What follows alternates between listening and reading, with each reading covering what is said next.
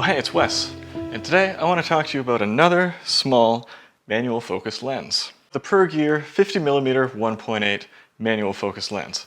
This is obviously a value-priced lens. It's cheap.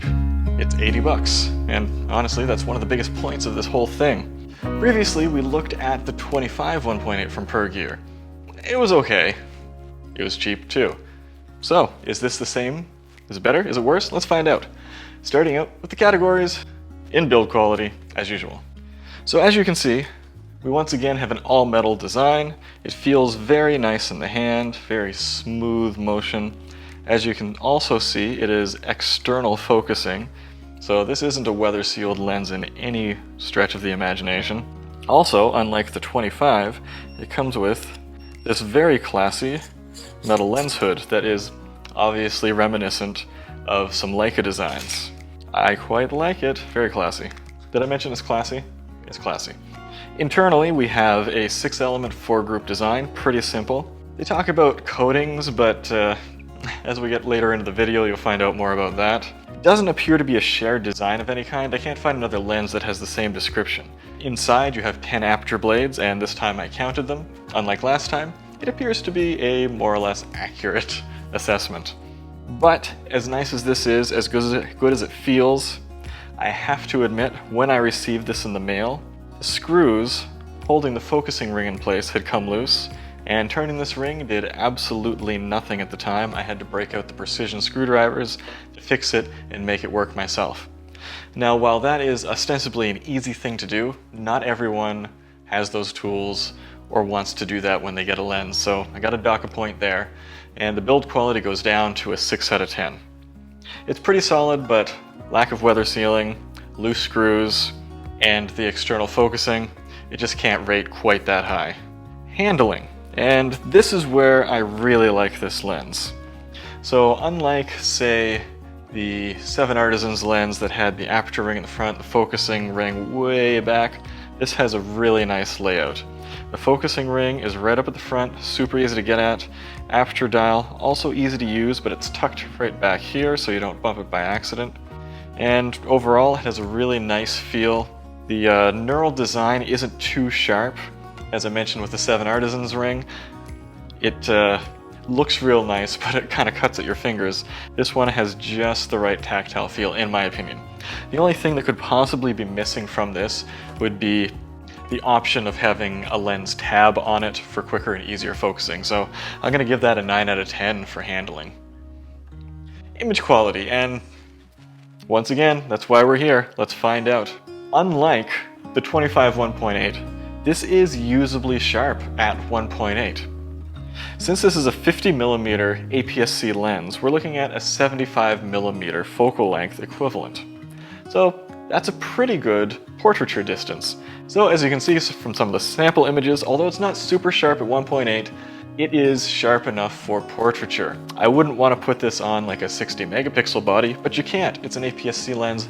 Most you can dig out of it is 24 megapixels anyway. And it is obviously adequately sharp at f1.8. Then as soon as you stop it down, if we look at our comparisons here, once you get down to like f4, f5.6, it is surprisingly sharp for a dirt cheap lens. I was expecting about the same performance as the 25mm, and this is not the same lens at all. This well outperforms the 25. Flaring, it's not terribly well controlled, and they say they have coatings, but as soon as you get a bright background, you don't even need to have the sun shining in on you. All you need is a reasonably bright background and it will wash right out. But I do have to say, when your image gets washed out a little bit by the lens flares, it doesn't degrade the image quality that much. It doesn't degrade the sharpness like in the 25 and in the 7 Artisans lens. Again, if you haven't seen those reviews, check those out. All you need to do is drag up those black levels and it still looks pretty sharp, so it's not too bad. I have to give this a 6 out of 10 for image quality. Yes, I was saying it's great. It is great for the price.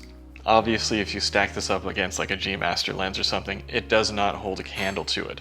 But I am impressed by this. It has a lovely, classy look to it, and it is sharp enough for a lot of stuff. Image character, and this is what we're looking for in a lens like this.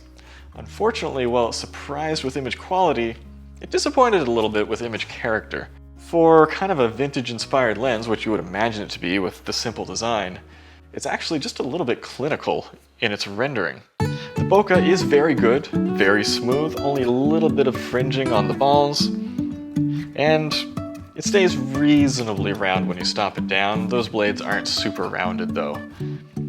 And while the lens does have coatings on it, when you flare, it gets purple real fast, which is a little disappointing. It's nice to have a nice warm or white flare, but this one kind of tends toward the purple side most of the time, which is a little bit hard to deal with. So while the base character of the lens, like the smoothness of the bokeh, the fall off, micro contrast, if you will, is very good, the extremes of it, so where you can play with it and get flaring and sun stars and stuff, it's a little bit disappointing, unfortunately. I'm gonna give it an 8 out of 10 for character. Not bad, but wasn't what I expected. Autofocus. Womp womp. Value. Another place that we expect this to score high. Let's see how it compares. We'll throw up the graphs over here. Let's see, so at $80, it's a good price. But how does it hold up against competition? Most of the competition in that price point is an f2 lens. So we have a Vividar f2, a Mikey f2 at $65 and $75. And then 7 Artisans, I'm talking just about APS-C lenses here. They have a 50 1.8 and a 55 1.4 at $90 and $120.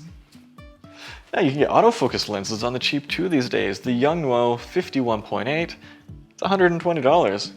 It's a pretty good deal. And then there's the Sony APS-C 50 OSS, which is $350. I don't know, that might be obsolete compared to the new full-frame Sony for $250. But obviously this is not really competing upstream with the autofocus lenses like this lens that we're filming on right here, the 55 1.8 Sony Zeiss, which is $1,000 right now, which is crazy because I bought it new for half that. So every time I look at a cheap autofocus lens, somebody says you can get a classic lens for less. So I broke out the Minolta Rokkor X 50mm lens. This is a great lens. I love the look of this lens. It is definitely not a modern lens by the look, but that's what you're expecting with this. You're expecting a vintage look. And this is a pretty well-respected lens from its era. So I put that on an A7 III or an A9 and took some side-by-side shots to see how they compare. And honestly, this does not hold up. The 50 1.8 from Pergear beats it in pretty much every way other than maybe character. The Pergear is sharper, it has less chromatic aberration. Honestly, it has less chromatic aberration than the 55 Sony Zeiss.